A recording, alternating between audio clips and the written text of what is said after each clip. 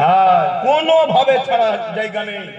তাতে প্রয়োজন হয় দল খুলেছি, দল বন্ধ করে দেবো, কিন্তু বদমাইশি করার কোনো জায়গা নেই। তুমি মনে করো যে কম্বল বাঁচতে বাঁচতে আপনার কম্বলই শেষ হয়ে যাবে, কোনো অসুবিধা নেই। আব্বাস সিদ্দিকী, আমরা ফেরাউনকেও দেখেছি, নমরুদকেও দেখেছি। বাপ আদম থেকে নিয়ে আবু বকর সিদ্দিক, আবু বকর সিদ্দিক থেকে জুলফিকার সিদ্দিক, জুলফিকার সিদ্দিক থেকে আলী আব্বাস সিদ্দিক, আলী আব্বাস সিদ্দিকের বেটা আব্বাস সিদ্দিকী। আমার বাপ দাদুর নাম আদম আলাইহিস সালাম থেকে আমরা জানি। আপনি ছোট করছি না আপনাকে, আপনাকে যদি বলি আপনার দাদুর পদ্দাদুর নাম বলতে পারবেন না, আপনাকে যদি বলি আপনার নানার কোন নানার নানার নামটা বলতে পারবেন না। কিন্তু আলহামদুলিল্লাহ আমার বাপ থেকে আদম আলাইহিস সালাম পর্যন্ত পৃথিবীর প্রথম মানুষ যে এসেছে, তার ছেলে তার ছেলে তার ছেলে তার ছেলে তার ছেলে তার ছেলে, আমার নাম পর্যন্ত সিলসিলা দেখিয়ে দেবো। আমার বাপ অমুক, তার বাবা অমুক, তার বাবা অমুক, তার বাবা অমুক, তার বাবা অমুক, তার বাবা অমুক, তার বাবা অমুক, তার বাবা অমুক, এভাবে বাপ আদম আলাইহিস সালাম পর্যন্ত আমার নসবনামা বংশের তালিকা নিয়ে যেতে পারবো, আমাদের আছে। ভাবতে পারছে? হ্যাঁ, প্রয়োজন আছে, লোহা না হলে লোহা কাটা যায় না। আগামী দিন যে জুলুম অত্যাচার গরিবদের উপর আসছে, এটাকে ডিফেন্স করার জন্য রাজ পাওয়ারের দরকার আছে। তাই চিন্তা ভাবনা করে আমি তো অন্যদি জগতে চলে গেছি, তাই ভাইটাকে সামনে দিয়েছি। তার মানে এটা নয় যে আপনি একটুখানি সুযোগ পাবেন যেই আবার আপনি ভুল করবেন, এটা মেনে নেওয়া যাবে না। এমনও হচ্ছে গতদিন যে লোকগুলো আমার সংগঠনের ছেলেদেরকে 1 লাখ 2 লাখ করে ফাইন করেছিল, মেরেছিল, পিটিয়েছিল, তাদেরকে মোটা অঙ্কের টাকা নিয়ে দলে ঢোকাবার রাস্তা ক্লিয়ার করা হচ্ছে। খবর কিন্তু সব পাচ্ছি। আমি শুধু এতটুকু বলবো, আপনারা একটু ডাইরেক্ট গিয়ে নোটিশটা করুন, তারপরে ব্যবস্থা করে দেবো। যদি আপনি পছন্দ আমাকে না করেন, বেরিয়ে যান, দল ছেড়ে বেরিয়ে যান, বেরিয়ে গিয়ে আরো আছে করে খান, অসুবিধা নেই আমার।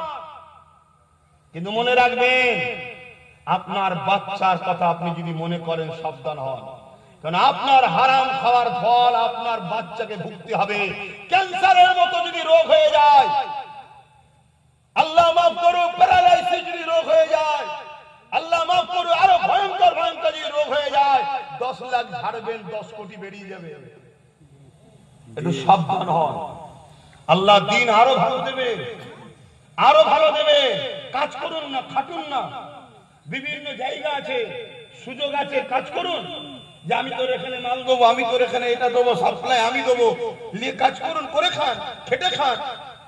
কথা খারাপ লাগছে? কোন দরজা নেই, চতুর্দিকে ঘিরা, কাউকে ধরে এনেও বসানো হয়নি, আর পয়সা দিয়েও বসানো হয়নি, বিরিয়ানিও নেই মনে হয়। ব্যাস, তারপরও এসেছেন কি জন্যে? ভালোবাসেন বলে তো।